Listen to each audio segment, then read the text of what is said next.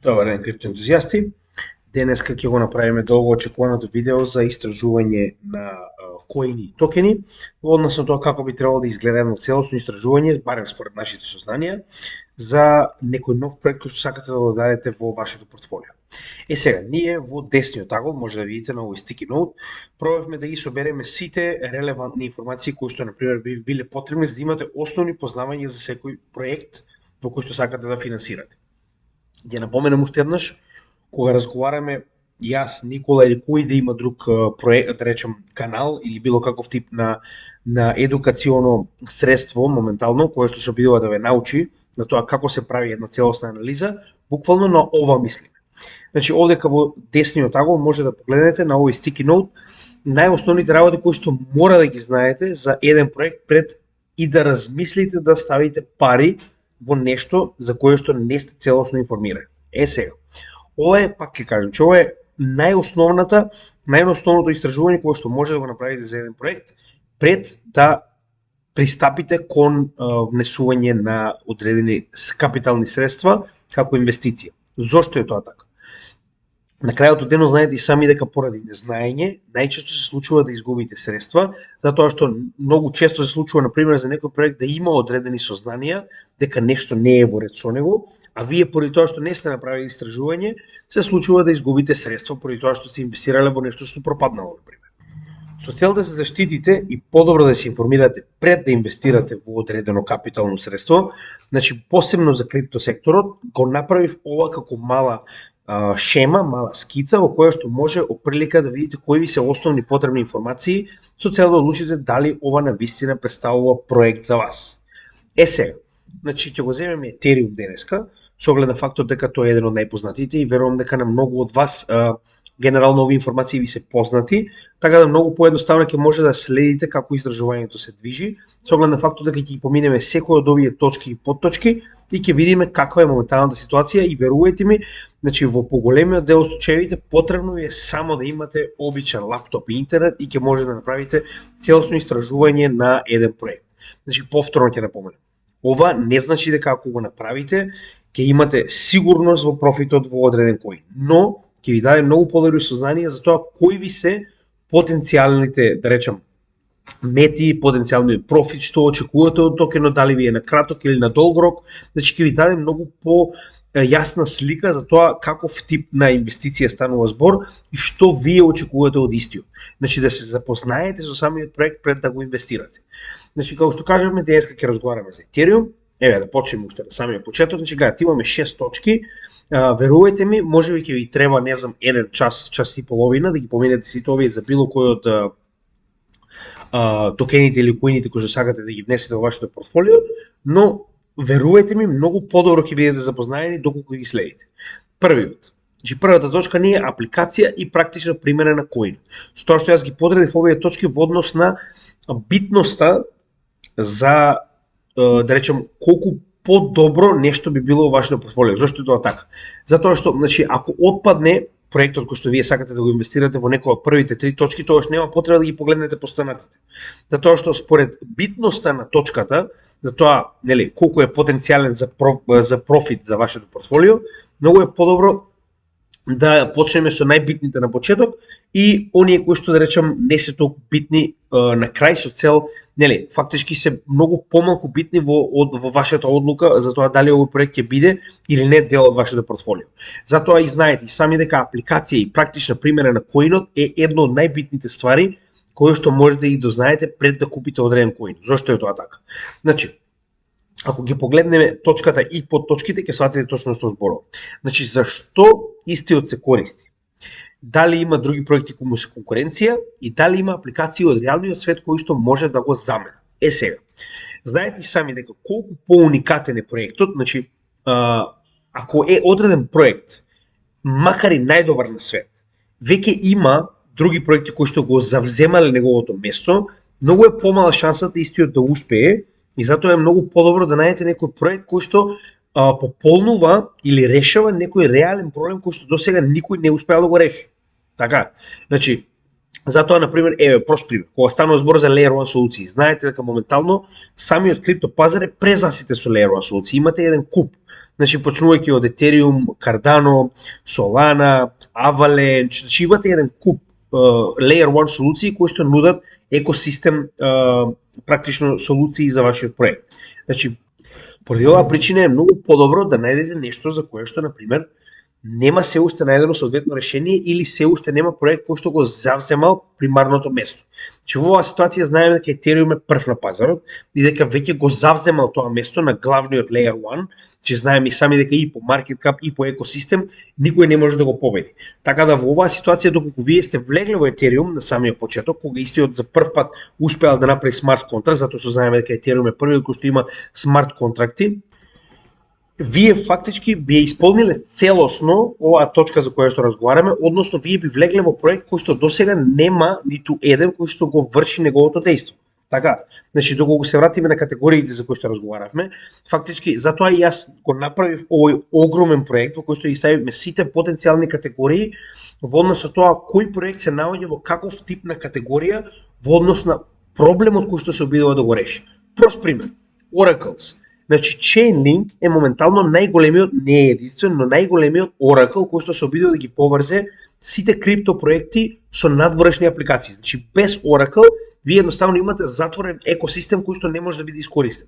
Додека со Oracle, тоа ви е како например да имате Ethereum апликација која што може да користите за наплаќање, но Oracle е уствари програмот кој што ќе го поврзе блокчейнот со машината за наплаќање на пример на кредитни картички, така. Значи, затоа, например, Oracle решава проблем од реалноста, кој што, доколку го немаме, вие фактички нема да може да го користите самиот проект, односно коин кој што го имате. Така, значи, затоа, например, да имате Chainlink е добро, поради тоа што досега нема ниту еден проект кој што би можел да го победи. Ова е само пример, така. Затоа и реков, значи, Ethereum, доколку сте го имале кога за прв пат направиле смарт контракти, вие сте буквално исполнете целата прва точка.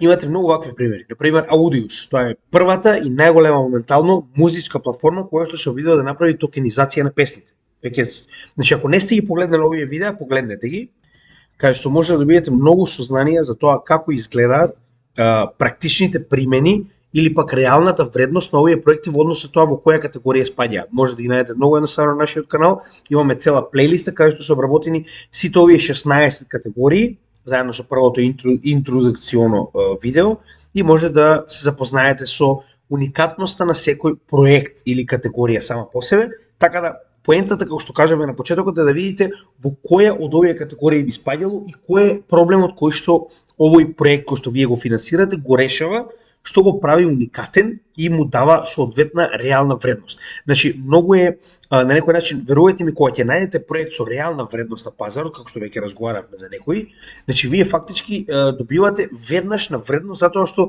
самиот проект сам по себе, доколку нема компетитори кои што се наоѓаат во овој сектор, истиот би имал многу поголема вредност со оглед на фактот дека доколку успее да ја реализира, односно да има реална, да речем, она што е технологија да може да се примени или почнува да се применува, вие автоматски имате добитник. Затоа што, како што кажав, Chainlink е прв во својата сфера, кој што едноставно дури и да има други, ќе бидат позади него. Прост пример со Bitcoin и Ethereum, први на пазарот, сакате или не, едноставно така изгледа тоа. Значи, без разлика дали, например, Cardano, Solana или останатите се подобри од Ethereum, Ethereum е прв на пазарот, веќе ги има партнерите и ги има оние корисници кои што го користат како блокчейн.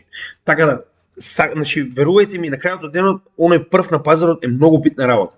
Така да, затоа и реков, секогаш гледајте прво и најбитно, каков тип, значи, што е поентата, зошто го имате овој проект, каков проблем решава од реалноста или од самиот блокчейн, затоа што некогаш ова не значи дека треба да биде директно во реалноста. Прост пример, ако го земете Atom се обидува да направи посебна технологија која што ќе може да ги поврзе сите овие блокчейни без да мора да користат соодветни бриџови, односно мостови, за да можат да трансферираат капитал од еден на друг блокчейн. Значи, пример, Atom не решава проблем од реалноста, решава проблем во оваа ситуација помеѓу блокчейн проектите.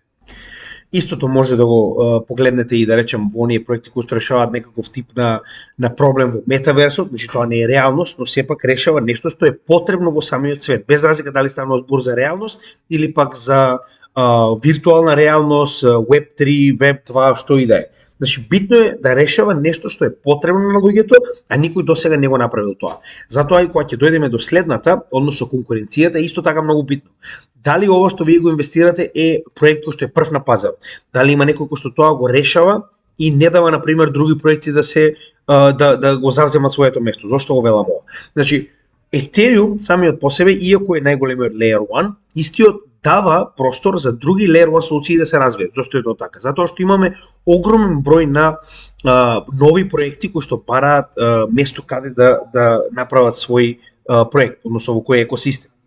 Со тоа што можеме да видиме дека многу други Layer 1 солуции, како Polkadot, Cardano, Solana, Avalanche и останатите, успеале да развијат свој екосистем затоа што навистина има голем број на клиенти кои што им е потребна оваа услуга. Така, со тоа што секој има различни спецификации кои што му се потребни и затоа имаме различни екосистеми, каде што некои се повеќе фокусирани на безбедност, други повеќе се фокусирани на брзина, трети повеќе се фокусирани на scalability, односно големина на вашиот проект, големина на клиенти.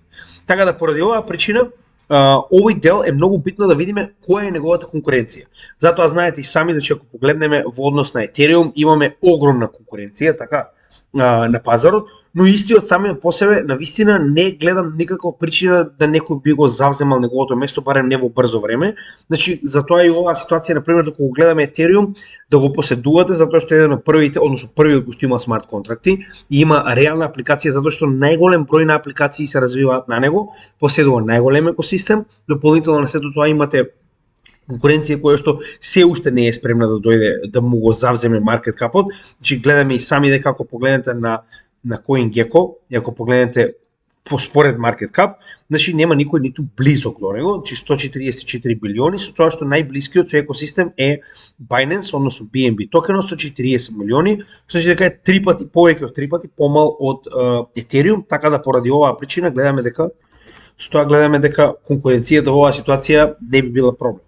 Проблем би било доколку имаме одредени проекти кои што се подобри од оној кој што сакаме да финансираме, а и го завземаа поголемиот дел од маркетот и не дозволува некој друг да дојде и фактички да се приклучи. Во оваа ситуација јас би го спомнал повторно Chainlink, затоа што јас не гледам ниту еден кој што прво според апликација, односно според силина на неговиот проект, значи нешто што би можело подобро да го решава овој проблем, Oracles, а второ самиот Chainlink има толку многу завземено фактички во огромен број на различни екосистеми, не само во Ethereum, што едноставно не гледам некој кој што би можел да дојде и да го завземе неговото место, затоа јас на пример би преферирал да инвестирам во Chainlink наместо во некои мали проекти како што е на пример Eddie во Cardano.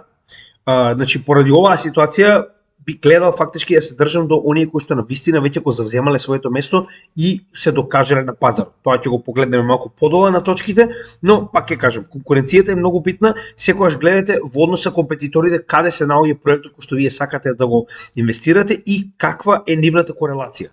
Layer 1 солуциите имаат позитивна корелација со оглед на фактот дека секој има своји преференции, односно своји позитивни и негативни страни кои што вас ви одговараат или не и затоа може да бирате и затоа има простор за конкуренција.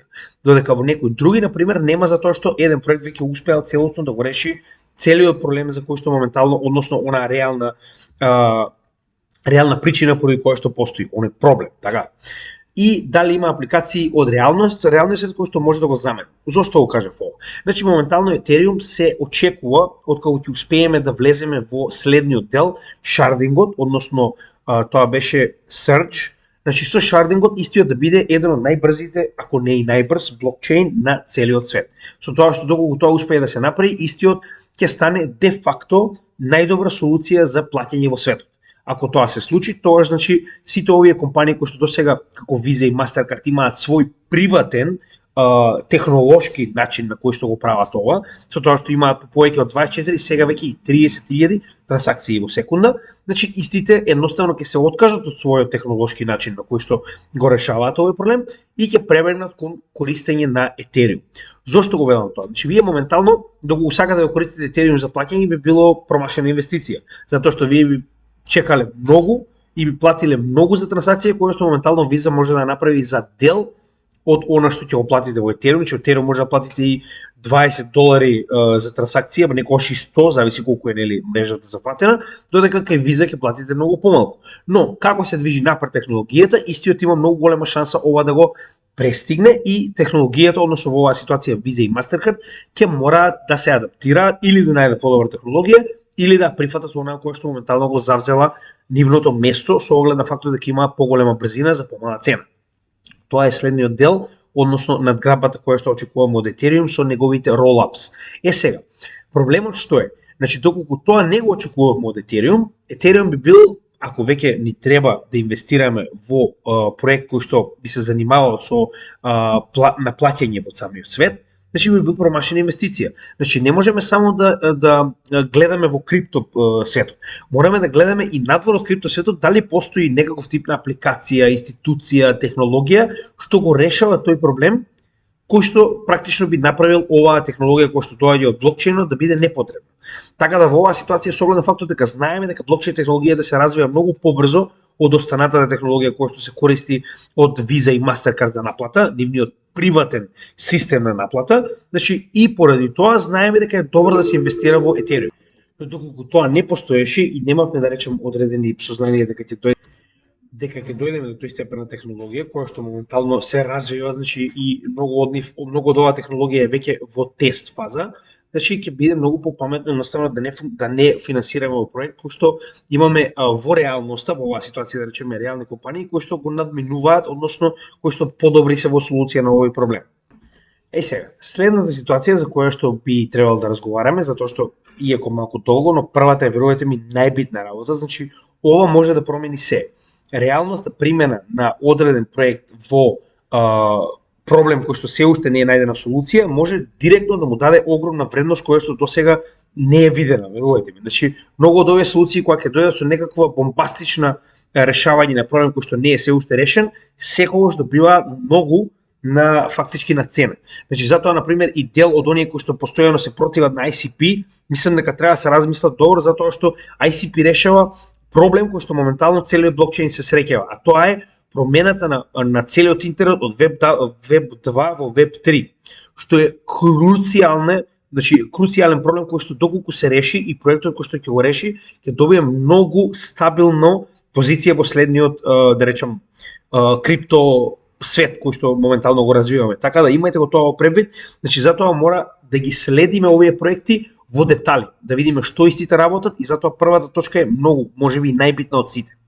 Втората е roadmap, во кој стадиум од развој се наоѓа самиот проект, зрелост на пазарот и активен roadmap. Сега, зошто е тоа така? Значи, не може да финансирате, барем јас мислам дека тоа не е паметно, да финансирате проект кој што само постои. Дури и да има одличен roadmap. Доаѓате во момент кога истиот престанал да има roadmap, тимот го напуштил, нема, да речем, некоја соодветна цел каде се движи. Тоа е исто како луѓето кои што финансираат во Dodge. Значи, само поради тоа што некој твитнал за Dodge, еден куп луѓе финансираат во него. Dodge до предодредено време немаше никаков roadmap, никаков. Значи, дури откако тој што твита за Dodge, одлучи дека треба дел од своите инженери да ги прати, да го превземе проектот, па нели одреден тим таму што е сега моментално во Dodge и сето тоа, значи до тој момент немаше никаков roadmap, така да ја не можам да ги разберам луѓе кои што финансираат во нешто кој што едноставно само постои. Значи нема ниту цел каде се движи, ниту како ќе стаса таму, ниту што моментално се развива на самиот блокчейн. Не можам да разберам зошто тоа луѓето го прават, но нели секој има различен приоритет во однос на инвестирање, така да ќе напоменам уште еднаш. Прост пример. Во оваа ситуација знаеме дека значи на ethereum.org може да најдете се за самиот Ethereum. Тоа е фактички оваа страна каде што сите вести и се што моментално се случува со него, се може да ги погледнете.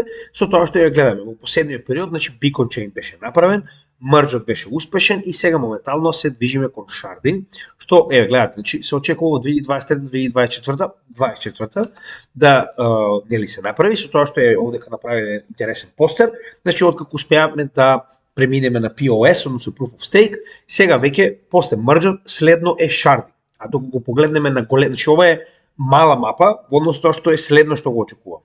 Но докато го погледнеме на големата мапа, можеме да видиме дека тоа е фактички крајот на мрџ, каде што ќе направиме withdrawals enable, тоа е оној следен апгрейд кој што во момент Шангај апгрейд кој што го спремаат за почетокот на оваа година, каде што ќе биде дозволено оние кои што ги имаат стейкнато своите етериуми во однос на POS мрежата да може да направат withdraw. Исто така нема да биде целосно, но ќе биде во постепено, фактички ќе им биде дадено само одредена количина од етериум кој што може да го извадат, за да не направат дамп на пазарот. Со тоа што откако ќе заврши, фактички sharding е scalability increases, значи massive scalability increases for rollups through sharding. Значи тоа е фактички почетокот и главно тоа е на некој начин целосна импликат, значи да биде целосно имплементиран шардингот ќе завземе фактички целиот дел од Surge. Тоа е втората од 4 следни, со тоа што мржот ни е скоро комплетен, па имаме Surge, Verge и Purge.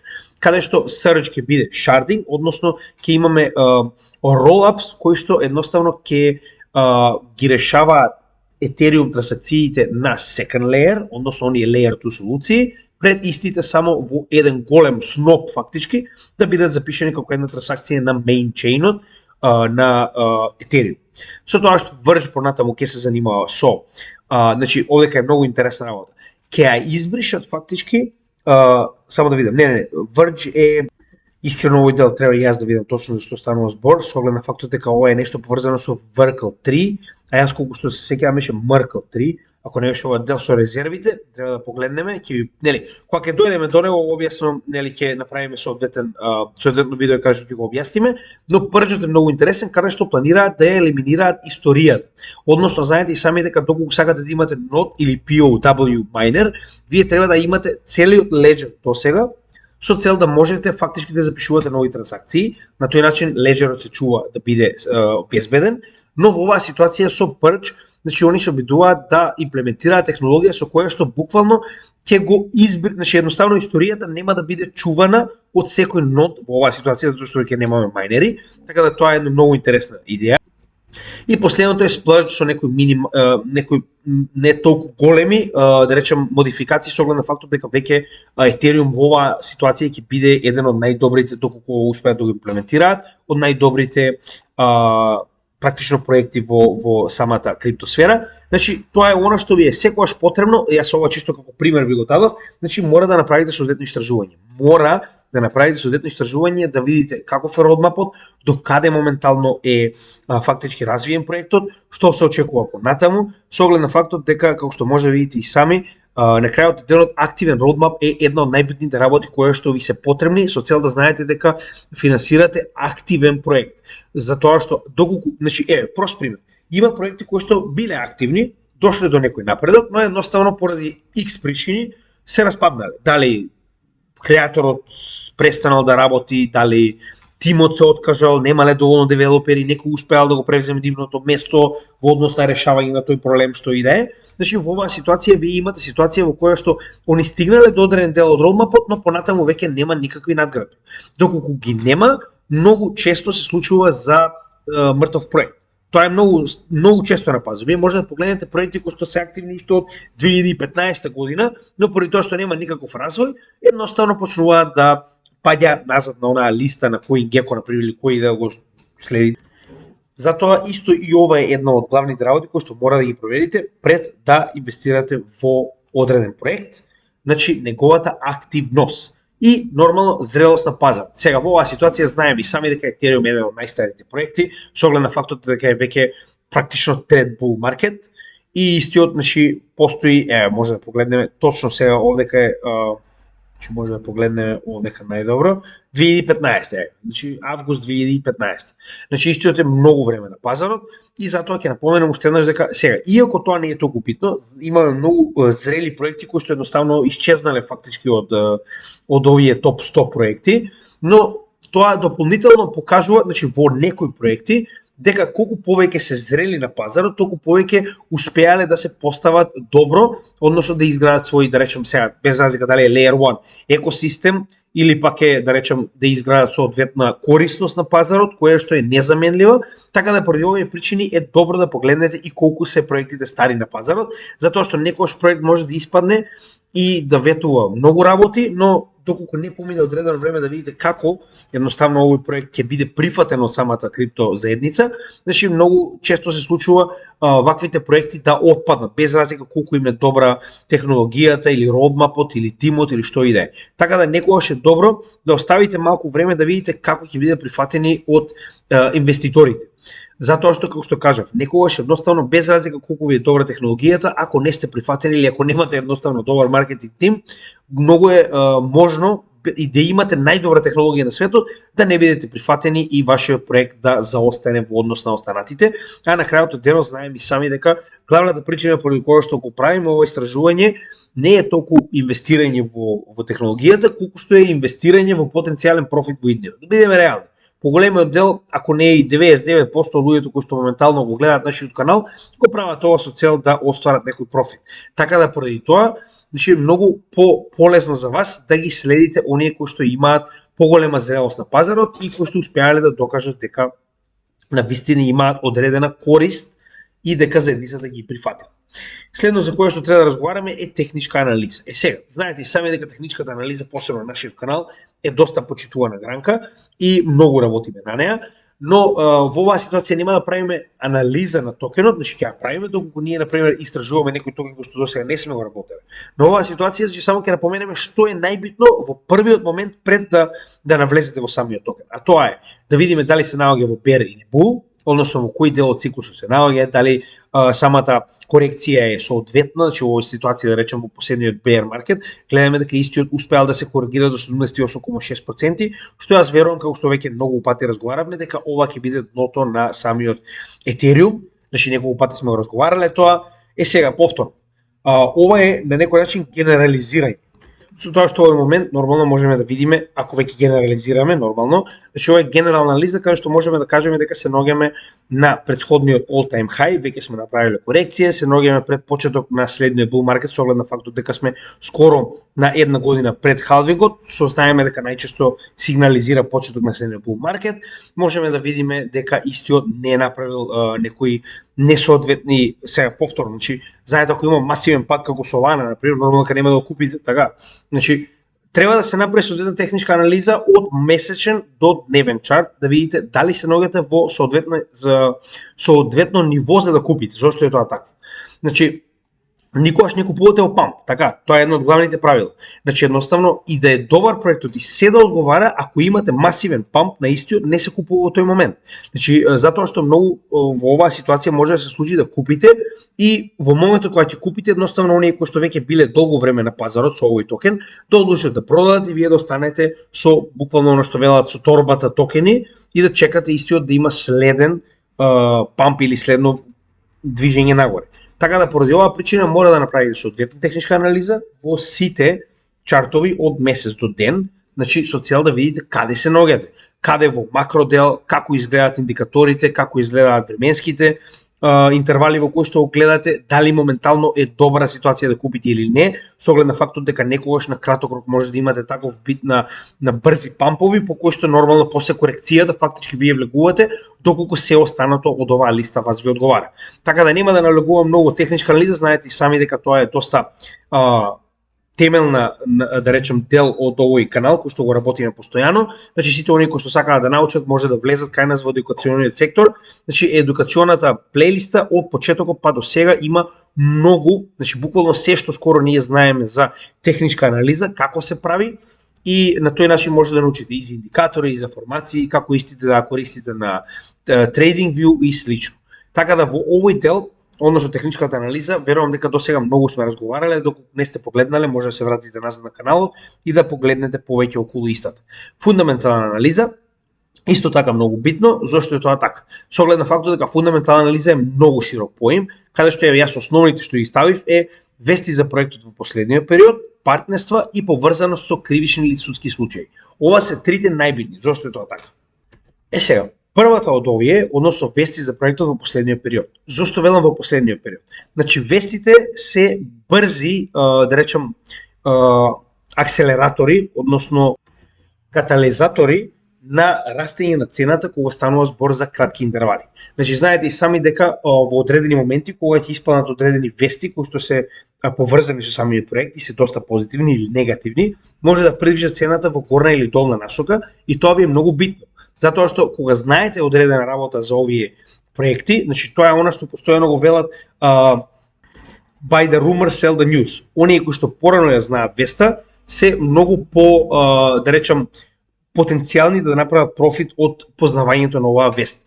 Поради оваа причина, на пример, јас го користам агрегаторот, значи ова е најдобриот агрегатор кој што јас сум го нашол, постојат уште неколку, но ова е тој што мене највеќе ми одговара, cryptopanic.com. Јас ако има, како сте гледале нашиот канал, имаме едно видео на почетокот каде што велиме позитивни страни кои што може да ви помогнат во вашето истражување. Таму има доста страни кои што ги користиме во однос на нашите истражувања, може да погледнете и тоа видео, како и да е. Значи cryptopanic.com може да ви даде одредени познавања, односно вести во да речем последниот период што ви се битни за Ethereum. Со тоа што, значи кога ќе дојдете на самата страна, треба да запишете во search кратенката за самиот коин Ethereum, го наоѓате, кога ќе кликнете на него ќе ви даде значи сите вести, со тоа што јас постојано сега ако ми треба да најдам некоја вест која што моментално се случува на пазарот, многу често оставам, значи гледате, ова е буквално пред 3-5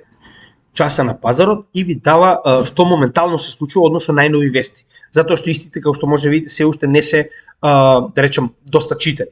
Додека во овој корнер овде, во овој агол, може да погледнете дека имате различни категории. Со тоа што Hot и Rising се двете категории. Rising е оние кои што се, да речем, почитани, гледате оние кои што имаат ставено соодветни, имаат соодветна активност во однос на Ethereum, и Hot се оние кои што се најбитни, најчитани и највеќе активност има на истите постои, со тоа што овие се исклучиво за Ethereum, кој што може да видите, ова може да промените во било кое време, но кога сакате да најдете одредени новости за овој проект, може да ги најдете на овој начин, или пак многу едноставно, само отворете таб на Google, пишете Ethereum News, ќе ви даде некогаш дури многу побрзо, значи тоа е некоја втора опција која што јас се користам, некогаш многу побрзо може да најдете на Google отколку на самиот CryptoPanic, затоа што потребно е време за оние кои што работат оваа страна да ги соберат и стават на нивната, но како таква е многу подобра затоа што ви ги сепарира, едноставно ви дава точно за она што го барате. Како и да речем јас генерално ја користам и кога сакам да видам што се случува, значи одите на основната страна, само ги селектирате Hot вестите, тоа се оние кои што имаме највеќе активност, на тој начин мене дополнителна сепарација ми прави на оние вести кои што навистина луѓето ги сметале за битни. Гледате, значи со тоа што они ставаат одредени знаци и активност, ги сметаат за побитни и на тој начин не мора да одите преку илјадници вести за да дојдете до оно што ви е битно моментално на пазарот да видите што се случува. Така да, тоа е во однос на моменталната ситуација, во однос на фундаменталната анализа, затоа што ако вие, прост пример, значи тоа е исто како да не видите дека моментално против Ripple има судска постапка и да купите Ripple без да го погледнете тоа. Така, значи доколку направите основна анализа во оваа ситуација, значи само да запишете на агрегаторот, ќе видите веднаш основни вести што се случува со самиот проект. Значи ќе се запознаете со тоа како проектот е гледан во реалност, значи што моментално се случува кон него. Партнерство, тоа е само да напоменам уште една работа за претходната точка, на тој начин може да избегнете многу често на некој начин како е во ситуација со Ripple. Така, доколку вие не сакате да се наоѓате во таков тип на ризични проекти кои што можеби ќе имаат и негативен исход како што е постапката на Ripple, вие би се држале понастрано од него. Но тоа е само доколку сте го испочитувале овој план кој што го имаме овдека и сте направили истражување на фундаментална анализа да видите што моментално се случува со самиот проект во однос на светот. Значи, дали нешто се случува или не. Сега, иако тоа е поврзано со третиот дел, односно поврзано со кривични или судски случаи, но тоа е на некој начин, како да кажам, тоа е некоја сива зона, значи тоа се вестите. Поврзаност со кривични или судски случаи, вие повторно може да дознаете само на вести. Вие не сте во Америка па некој да ви каже, на крајот од денот сето тоа е вести. Додека исто така е многу битно и да ги погледнете партнерствата на одреден коин, Значи, затоа што некогаш самите партнерства може да ви кажат многу повеќе за самиот коин. Значи, прост пример. Кога ги погледнете партнерите на Ethereum и кога ќе видите дека станува збор за банки, за British Petroleum, Samsung, LG, значи ова се Microsoft, ова се најголемите компании во светот. Одма ви влева многу повеќе доверба затоа што некогаш значи, ова е онаа ситуација за која што разговараме ако се сеќавате. Во однос на тоа кој го купува овој коин или токен, вие многу повеќе може да дознаете за него од целата анализа што вие ќе ја направите. Значи, ако се сеќавате, баш ова го разговаравме во однос на тоа дали, на пример, проектот е поседуван од BlackRock, или пак од Vanguard, или пак од DCG, така. Значи, тие зборуваме за актери на пазарот кои што ни по точка разно не би внеле капитал во одреден проект, доколку истиот нема соодветен потенцијал. Така да во оваа ситуација можеби ова е една од оние потенцијални најбитни точки кои што ви се битни во истражување. Да видите кој го купува овој проект. Значи, институционално купување, партнерства, тоа се битни работи кои што мораме да ги следиме во однос на тоа да видиме кој верува во овој проект. А пак ќе кажам, на крајот од денот вие сигурно немате толку ресурси како Microsoft да направите соодветно истражување на овој проект. А ако Microsoft направи истражување и верува во овој проект, че битно е, нели, да знаете дека и Microsoft вложил во истиот, така. И да не забораваме многу битна работа, секогаш имајте во предвид дека не е само да знаете кој вложил, туку треба да знаете и кога вложил, така. Значи, во однос на тоа, ако веќе правите истражување, бидете свесни дека некогаш ваквите вести може да бидат малку застарени и да се случи да вие видите дека некој инвестира како JP Morgan, да речем, во Ethereum во текот на bear маркетот, а вие сте виделе таа вест на средината на bull маркетот, каде што фактички оваа компанија веќе го направила профитот кој што го очекувала од овој проект и нормално е дека истиот ќе го продаде. Така, затоа и бидете внимателни кога ги гледате овие вести, да, во ред. Но овие партнери исто така, значи не се овдека за зависи од тоа каков тип на проект станува збор, значи тоа ако чекате вие сега моментално MicroStrategy да го продаде својот биткоин, значи ќе се излажете. Но ако чекате JP Morgan да чува постојано Ethereum, тоа нема да се случи. JP Morgan е банка и моментално го користи Ethereum како потенцијален профитер во своето портфолио и нормално кога ќе дојдеме во следниот bull market, нивната позиција во Ethereum значително ќе се намали со оглед на фактот дека ќе го продадат. Така да бидете внимателни исто така и во однос на тоа колку се стари вестите кои што ги читате и како истите може да променат позицијата во вашето портфолио во однос на коинот во кој што сакате да инвестирате. Многу битна работа. Значи тоа околу партнерствата и рековме нормално, ова ќе го спомнавме, значи поврзаното за кривични или судски случаи најчесто е големо црвено знаме и јас не би препорачал со оглед на фактот дека значи ако знаете исклучиво точно за што се работи, че јас имам моментално голем дел од моето портфолио во Ripple, затоа што верувам во исходот на тој судски случај, иако можеби е малку на некој начин коцкање, но јас верувам во овој проект и поради тоа што верувам во самата технологија на проектот, неговата иднина и дека исходот нема да има толку многу големо значење, поради овие причини јас и инвестирам во истиот. Но не би препорачал никој кој што е исклучиво целосно запознаен со тоа каков тип на постапка станува збор, дали е тоа само една личност од компанијата или пак е целата компанија или која личност од компанијата, дали станува збор за некој од основоположниците, CEO, CFO, ме разбирате? Значи, поради овие причини мора секогаш да бидете исклучиво информирани за тоа дали компанијата е комплетно легална. Значи, многу битно. И во моментот, затоа и многу често се случува кога ќе се случи такво нешто, да одредена компанија биде тужена, многу од луѓето излегуваат веднаш.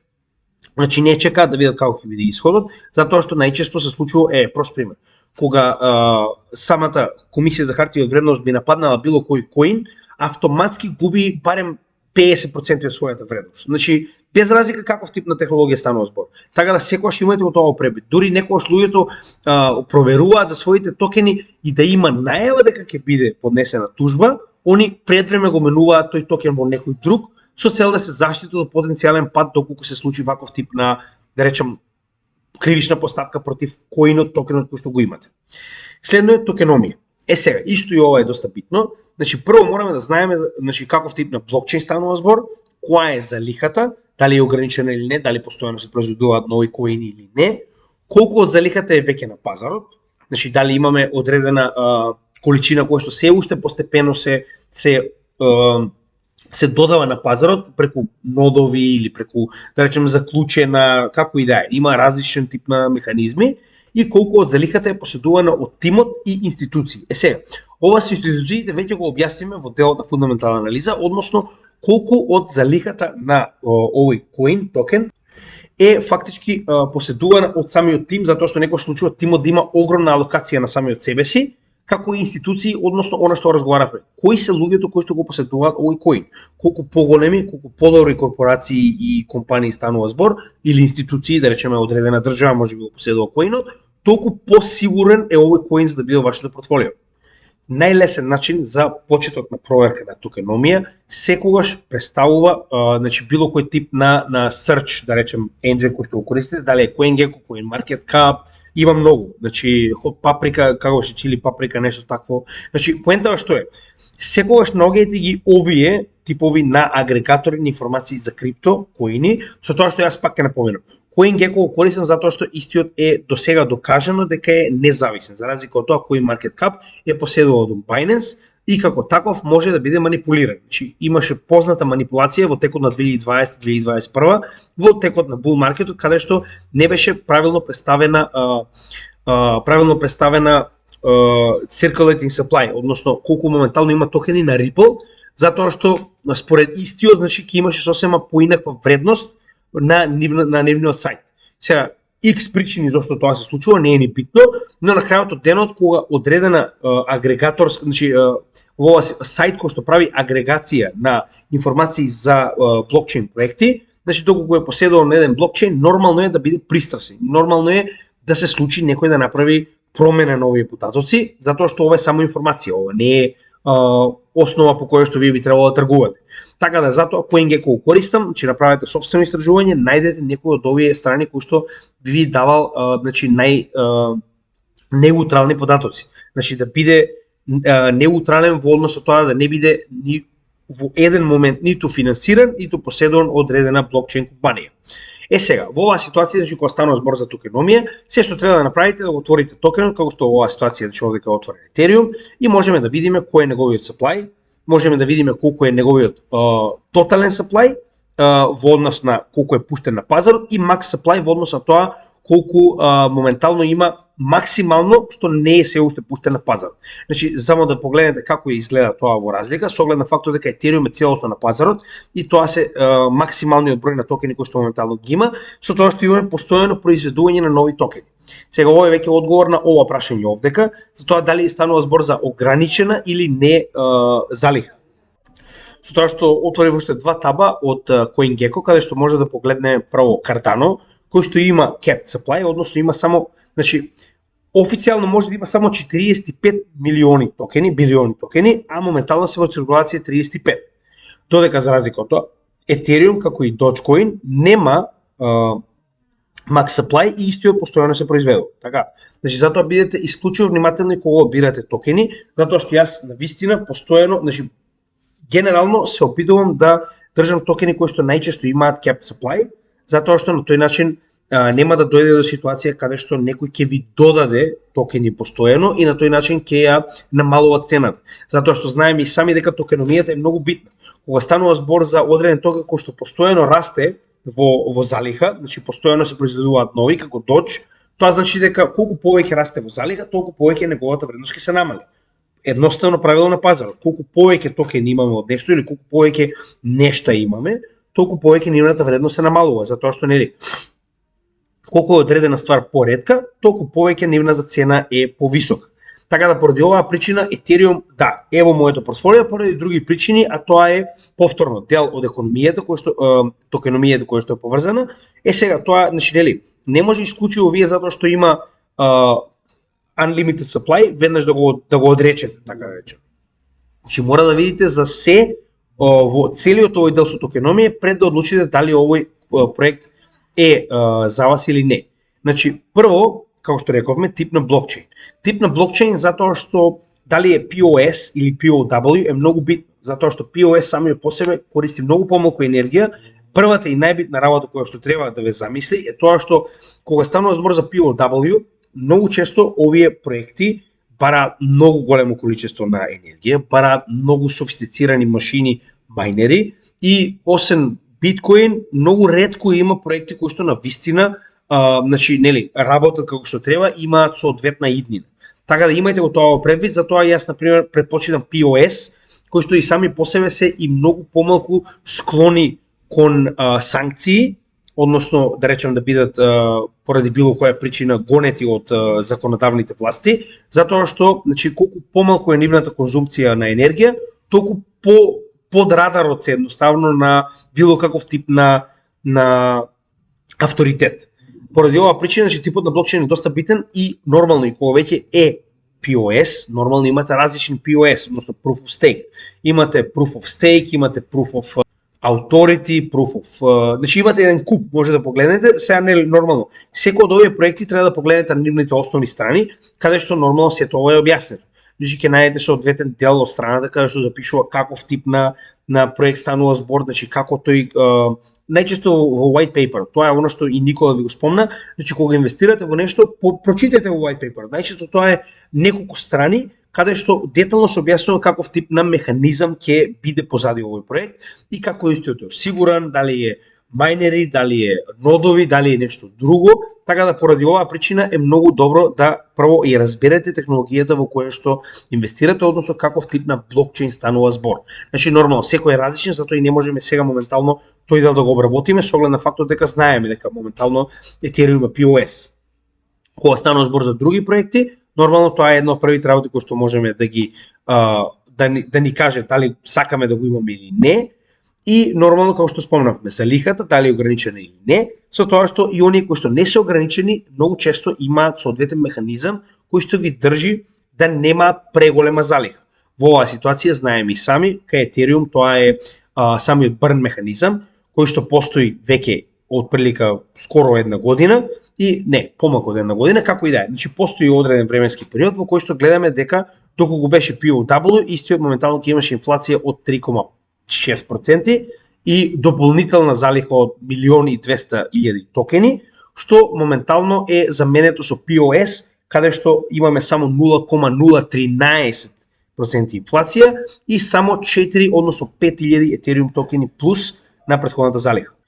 Така да веднаш штом ќе проверите дали станува збор за capped, односно за ограничена залиха или не, следно треба да проверите дали нивниот блокчейн, односно технологијата која што ја користат, има соодветен механизам кој што регулира оваа залиха. Во оваа ситуација на Ethereum тоа е овој burn механизам, слично на BNB, но нели секој од нив има различен тип, односно различно функционира, така да секогаш значи мора да направите соодветно истражување. Во оваа ситуација ultrasound.money е страна која што исклучиво објаснува се во однос на механизмот на POS на Ethereum. Најчесто многу од овие развиени проекти имаат своји страни, места каде што може да го проверите тоа и најчесто гледајте да биде ваков тип на активна страна која што постојано ви покажува каква е промената на токеномијата, односно каков е исходот на burn механизмот и механизмот за стварање на нови коини кои што се даваат како награди на нодовите. Така да тоа е една од следните работи кои што мора да ги направите, значи типот на блокчейн, односно каква е самата технологија позади овој проект, залихата, дали е ограничена или не, и нормално сега, интересно е тоа што исто така мора да забележите колку залихата е веќе на пазарот. Значи кога станува збор за вакви проекти како Ethereum, не мора да се секирате воопшто, затоа што веќе целата залиха е на пазарот. Кога станува збор за проекти како Bitcoin на пример, каде што вие имате залиха која што се уште не е на пазарот, значи а имате capped залиха, значи тоа е 21 милион, од кои што моментално 19 милиони и 250 коини се на пазарот, со тоа што во оваа ситуација не мора да се грижите затоа што знаеме како изгледа самиот POW механизам на биткоин и потребни се уште, значи до 2140 година нема да можат се уште да бидат ископани сите биткоини, така да ворете. Но додека кога станува збор да речеме за одредени коини кои што имаат огромен max supply, а само дел од нив се пуштени во циркулација, сега не можам да најдам, но тоа би било како на пример сега да имате 19 милиони пуштени во циркулација, а max supply да биде 10 билиони. Значи во таа ситуација вие фактички имате уште огромен број на токени кои што ќе се пуштаат на пазарот, што значи дека цената многу е поголема веројатност дека ќе паѓа. Тоа е поради фактот што моменталната цена е равенка, ако се сеќавате, значи тоа може да го најдете во нашите видеа, каде што објаснуваме како маркет капот корелира со самата цена. Сега да не објаснуваме премногу, само вратете се во нашите во нашите едукациони видеа, може да го најдете тоа видео каде што објаснуваме која е корелацијата помеѓу цената и самиот max supply, значи едноставно и market cap, да видите како се тоа функционира, но како идеја. Значи основата која што треба да разбереме моментов е кога имаме само одреден дел од целосната залиха на пазарот и целосната залиха е многу поголема од она што е пуштено на пазарот, многу често се случува доколку нема соодветен механизам кој што дава заштита за новите токени кои што доаѓаат да не падне цената премногу, колку повеќе од овие токени се додаваат на пазарот, толку повеќе цената да се намалува. Со оглед на фактот дека, како што кажавме, најдобро е за вас да имате или коини кои што имаат capped supply, а се многу блиску до целосно реализирање на capped supply, како оваа ситуација да речем биткоин, или пак да има некој многу добар механизам кој што го спречува користењето, значи како што например она што го покажуваме со Cardano. Имате 45 билиони, а само 35 се на пазарот. Че имаше 10 билиони токени кои што треба да дојдат на пазарот. Но идејата е дека моментално тие 10 билиони токени се користат за награда на нодовите и не може да бидат директно ставени на пазарот. За разлика од тоа има проекти во кои што овие 10 билиони на пример се дадени на првите инвеститори во ICO-то и нив на пример на одредени транши, на пример на секој 3 месеци им е дозволено да вадат поне за 3% од коинот. Сега ова е само пример. На тој начин вие веднаш штом ќе ги извадат тие 3%, голема веројатност е дека ќе ги продадат. Што ќе имате голем дел од овој supply кој што директно ќе биде истурен, односно дампнат на пазарот и на тој начин ќе направи пат на цената. Така да затоа е многу битно да знаете точно како изгледа моментално залихата на овој коин и кој е механизмот позади неа. И колку од залихата поседува тимот, односно институциите. Сега, она што ако се сеќавате го разговараме во однос на залихата е што мораме да видиме кој го поседува овој коин. Сега, оваа последна точка за тоа кој го поседува овој коин е исто така многу поврзана со децентрализација, односно последната точка и проверка на најголемите новчаници, каде што може директно да провериме затоа што знаеме и сами дека блокчейн технологијата е јавна книга. И можеме во било кое време да провериме кој поседува од овие токени. Сега, иако можеби многу често нема да знаеме кој директно го поседува тоа, но ќе знаеме, само да се вратам, ова е интересна работа што ја заборавив, ќе го покажеме дел за децентрализација, тоа е последната точка, но ова е да речем таков тип на вест која што може да ве размисли, да ве замисли дали треба да инвестирате или не во одреден коин. Значи моментално има дебата за тоа дали Ethereum представува хартија од вредност или не, што би било дел од вестите кои што може директно да го практично да започнат одредена кривична постапка против Ethereum, затоа што се уште не е докажано дали истиот представува хартија од вредност или не. И моментално оваа дебата која што се движи е паметно да ја следите со поглед на фактот дека доколку сакате да инвестирате во Ethereum, исходот на оваа дебата е исклучиво битен за тоа дали е паметно да инвестирате или не. Затоа што ако биде прогласен за хартија од вредност, автоматски он мора сега да ги регистрира сите хартии од вредност, сите токени на Ethereum кои што ги издал до сега. Така да ова се оние вести кои што би можеле целосно да го изменат вашето мислење за одреден токен, коин, и затоа секогаш мора да ги следите. Значи, ова беше еден од оние практични примери кога ќе станува збор за Ethereum. Сега следно се вратиме на децентрализација. Во оваа ситуација значи го имаме Etherscan, односно во однос на тоа каде се наоѓа овој токен, коин. Значи вие треба да го најдете соодветниот сајт на кој што може да ги следите трансакциите.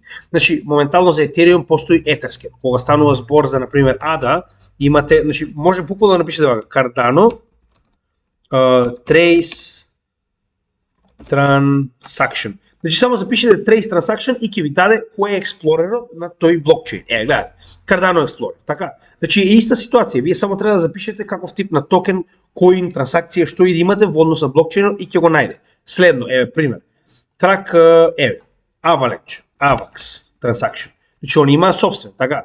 Значи Snowtrace, така. Значи секој од овие блокчейни во однос на каде се наоѓа, сега повторно, јас го наоѓам основниот, но кога станува збор на речеме, на пример, да најдеме трансакција на Polygon, кој што е на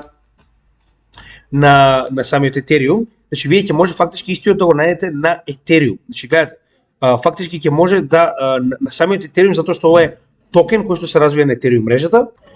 Така да се што треба да направите кога веќе знаете на кој екосистем, односно на кој смарт контракт е вашиот токен, се што треба во оваа ситуација Etherscan, треба само да го напишете името на токенот, одна ситуација Matic и ќе го најдете овде. Така да во оваа ситуација е многу едноставно да најдете одреден токен и да направите соодветно истражување, со тоа што оваа ситуација веќе ги имаме отворено значи за Ethereum новчаниците, за да можеме да видиме дали истиот е децентрализиран. Сега, како што рековме, во оваа ситуација имаме две точки кои што треба да ги покриеме, а тоа е кој го поседува овој токен, колку има тимот, колку имаат институции и дали значи дали овој коин е децентрализиран. Сега, како ќе го направиме тоа? Значи основен концепт на децентрализација е дека треба да има новчаници кои што немаат голем удел од целиот број на токени на одреден проект. Така да во оваа ситуација, значи ако погледнеме на Ethereum, значи на Etherscan, моментално ова е баланс на Ethereum новчаници. Со тоа што првиот е Beacon Deposit Contract, тоа е уствари оние Ethereum-и, односно број на коини кои што се заклучени во самиот POS. Значи ова се оние коини кои што се заклучени во нодовите. Така да овие нодови моментално кои што ги работат, да речам, сами го организираат и го прават security-то, едноставно обезбедувањето на самиот POS мрежа, се уствари каде што моментално имаме толку голем број на коини и затоа овие 13% не се проблем, дури и се позитивна работа, затоа што ако можеме да погледнеме овдека, моментално имаме 32 Ethereum во секој од нодовите, односно повеќе од 222.000 на нодови имаме моментално, кои што ја обезбедува мрежата на Ethereum и тоа е вкупно 7.105.000 Ethereum. Така, со тоа што практично сега во оваа ситуација ова е малку застарено со оглед на фактот дека нели ова постојано се менува, значи гледаме дека моментално ситуацијата е многу повеќе и гледаме дека тоа е 13% од целиот supply на Ethereum. Тоа значи дека овој колку е поголемо процент, толку е подобро за вас, затоа што нормално ова се нодови. Значи многу ретко се случува некој да растори нод. Зошто би го направил тоа? Така? А за да имате нод, вие мора да ги чувате овие Ethereum на фактички на овој на овој баланс овде. Значи мора да биде заклучен. Затоа фактички овие 13% ни по точка разно не би се вратили на мрежата, реално гледано. Така. Следно, имате Wrapped Ether, ова е Ether кој што го напуштил фактички Ethereum екосистемот, односно тоа е ситуација во која што вие фактички го давате вашиот Ethereum на друг блокчейн за истиот да ви даде од своите токени. Така. Значи на тој начин они го чуваат тој Ethereum и вие, да речем пример, вие давате, да речем, еден Ethereum на Avalanche мрежата и вие добивате Wrapped Ethereum на нивната мрежа, кој што фактички ќе биде токен кој што може да го користите на Avalanche мрежата, но основниот Ethereum токен е заклучен на истата, се додека не одлучите да го вратите назад во основната мрежа на Ethereum. Така да и овој supply не мора да се секирате, затоа што тоа е уствари supply кој што е заменет за некој друг блокчейн, за некоја друг екосистем. Сега од овој момент веќе надоле може да видиме, дури многу често се случува најголемите wallet-и да бидат означени, да се знае чии се. Затоа што го погледнете надоле, веќе ќе престанат да бидат означени, односно ова се wallet-и кои што не знаеме кој ги поседува. Но најголемите се Binance, Kraken и истите поседуваат 1.6, 1.4 од целиот supply на Ethereum. Што значи дека самите по себе нема доволно голем supply да може да го манипулира пазарот со овој коин. Значи, само да ви покажам. Тоа што ќе направиме моментално е за да ви покажам како изгледа централизиран и децентрализиран коин, ќе запишеме Doge, значи мојот омилен, така. Ren Doge, ова е уствари Dogecoin, така. Значи ќе го отвориме и него во нов таб за да видиме како истиот изгледа и да видиме како изгледа еден централизиран и еден децентрализиран проект. С тоа што Dogecoinот, ако го погледнеме моментално, сега јас последно кога го погледнав беше страшно. И сега моментално ќе погледнеме каква е неговата ситуација. Значи треба да отидеме на Holders овде и ќе погледнеме кои се најголемите wallet-и. Значи 31% моментално е на Uniswap. Така. Со тоа што тоа не е толку страшно. 31 затоа што ова е поседувано од Uniswap директно, така. Но 13% од овој коин е поседувано од некој што не знаеме кој е. 7% некој што не знаеме кој е. 5% некој што не знаеме кој е. Знаете ли што ќе се случи доколку некој одлучи 13% од овој коин да ги дампне на пазарот, едноставно да ги продаде моментално. Значи тоа е разликата помеѓу централизиран и децентрализиран проект. Колку се помали најголемите wallet-и, толку е подобро. Значи во оваа ситуација вие имате некој кој што има 13% од целиот supply на Doge и кој што во било кое време може да ја уништи цената. Така да секогаш бидете исклучиво внимателни за тоа дали одреден проект е децентрализиран. Со тоа што дополнително, кога станува збор за коини кои што се поседувани и од самиот проект, значи истите ќе имаат одредена сума овдека која што е поседувана од самиот проект. Сега, има разлика. Значи, може да најдете и сума која што е поседувана од самиот проект, како што е Ethereum, но истата е фактички во самиот проект. Значи, не е поседувана од луѓето кои што се во проектот. Значи, некогаш, да речеме, знаете и сами дека дел од токените се алоцира на луѓето кои што работат во овој проект. И на тој начин овдека ќе биде запишано, да речем, колку од тоа е на самиот тим. Значи има различни ситуации, имате најразлични ситуации кои што може да ги најдете. Но секогаш мора да направите соодветно истражување пред да купите одреден коин, исто така и во овој момент, за да знаете кој моментално го поседува овој коин. Со тоа што кога веќе станува збор за институции, како што можеме да имаме овдека Binance, Kraken и останатите, ви кажува и кои се оние кои што се и негови партнери. Значи, на некој начин и овдека може едноставно да видите кои се тие партнери со оглед на фактот дека овдека не може да се крие. Овдека се гледа точно кој колку поседува. Да, знам дека многу често се случува да не се знае кои се луѓето позади овие wallet-и, но доколку се знае, тоа се враќаме назад на моментот дека е многу битно да знаете кои се партнерите на проектот кои што го купувате. Затоа што на тој начин ќе знаете и со кого соработувате, дали се тоа големи компании, дали овие големи компании се со добра репутација и слично. Така да и ова, иако е малку, да речам, потребно е да внесете соодветно време. Значи потребно е да внесете соодветно време со тоа што не е многу едноставно. Значи некогаш може да биде поради разни причини одредени wallet-и да имаат голема количина од одреден токен, но вие мора да откриете зошто е тоа така, да откриете кои се. Значи доколку оваа ситуација сакате да знаете, го копирате ова, го ставате на Google и ќе видите што е поентава. Значи Ethereum и ќе знаеме точно зошто, че јас не знам секогаш, така. Значи ќе видите точно, ќе ви даде основни објаснувања, така. Значи гледате. Вели, this deposit contract allows users to transfer funds from Ethereum mainnet to Beacon Chain, a parallel proof of stake network. Ethereum is expected to switch to... Добро, значи, ова е фактички оно, како што рековме. Тоа се коините кои што се заклучени во POS, значи во самата мрежа, пред истиот да биде променет од POW во POS. Како и да е, значи, секогаш мораме да направиме соодветни истражувања да видиме дали одреден коин токен е децентрализиран, колку од него поседува тимот и тоа дали го поседува самата организација и го користи, да речем, за стейкинг и слично, или пак го поседува тимот како награди, што е доста лошо, колку е поголема количина, тоа е толку полошо, затоа што истите во било кое време, затоа што се тим, може да направат дам на пазарот. И институции, односно кои се неговите главни, да речем, луѓе кои што го поседува овие wallet-и, како Binance, Kraken и слично. Така да и тоа е доста битно, значи не го занемарувајте, децентрализацијата на одреден коин може да ви помогне многу, затоа што ако, значи секој кој што купува Doge, ќе погледне дека постои таков тип на коин значи истиот тој wallet кој што го погледнавте моментално, во почетокот пред првиот дамп поседуваше 70% од целиот supply на Doge. Тоа мора да ви кажем многу за одреден проект. Така да ова се моментите кои што треба да ги научиме со цел да знаеме како основно да направиме истражување на одреден коин токен и да знаеме во што влегуваме. Значи, ова се тие основни информации кои што ви се потребни пред да влезете во одреден коин токен. Знам дека е многу, значи за да може да поминете преку, не знам, 30-40 вакви коини токени е потребно многу време. Но уште еднаш ќе кажам, не заборавајте, ова е ваш капитал, ова е ваше истражување, ова е ваш ризик. Ако немате време да поминете преку овие чекори, подобро е да не инвестирате, отколку да влезете во нешто слепи. На крајот од денот овој канал се обидува да ви даде едукација за да научите како се прави соодветно истражување за она што моментално сакате да биде дел од вашето портфолио.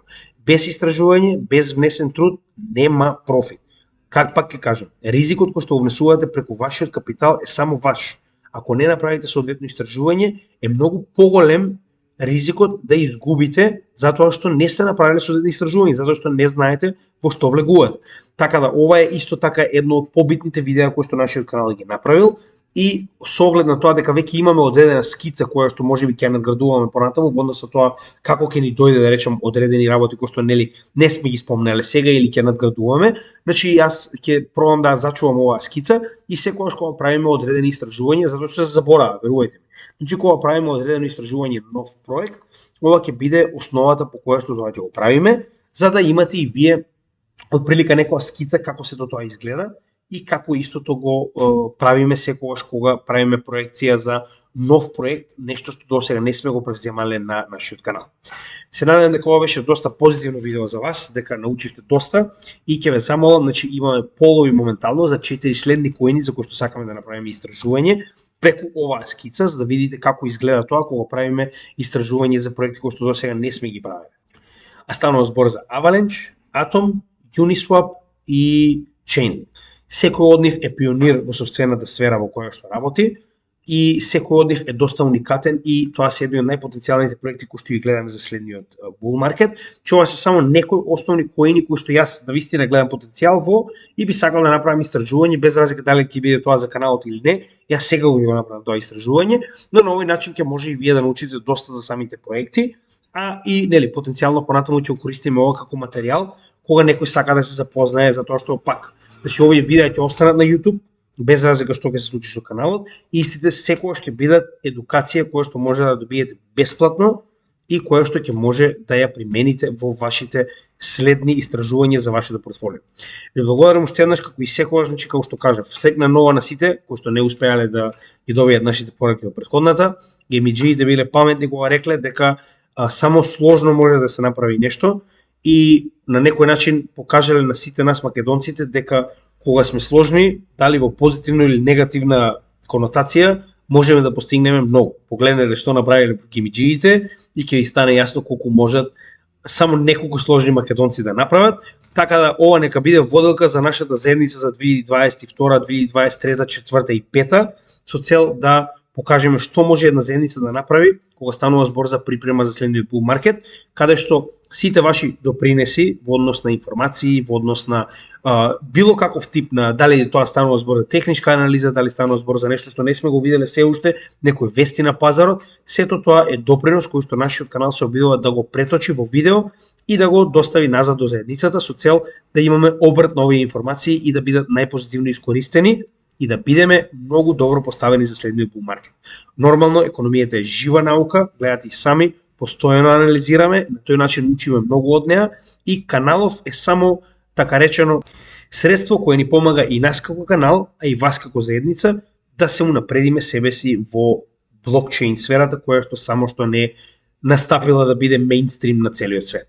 Благодарам уште еднаш, знаете и сами, единствена поддршка која што ја бараме од вас, освен самата соработка, е доколку имате некого што сака да научи повеќе за криптосферата, за блокчейн технологијата, да го информирате за нашиот канал. И Македонија има свој канал кој што може моментално да се надпреварува со сите останати балкански канали, па и пошироко, и се надевам дека нашиот квалитет и понатаму ќе привлекува нови следачи на овој канал, затоа што тоа е поентата на каналот, да ја расшириме оваа бесплатна едукација на сите македонци надвор и во Македонија со цел да не бидеме последни во светот како и секогаш за жал. Така да уште еднаш ви благодарам за поддршката како и секогаш, имајте добар ден, среќна нова година и се гледаме во следното видео. Поздрав од топлата Малта и од CryptoGameG.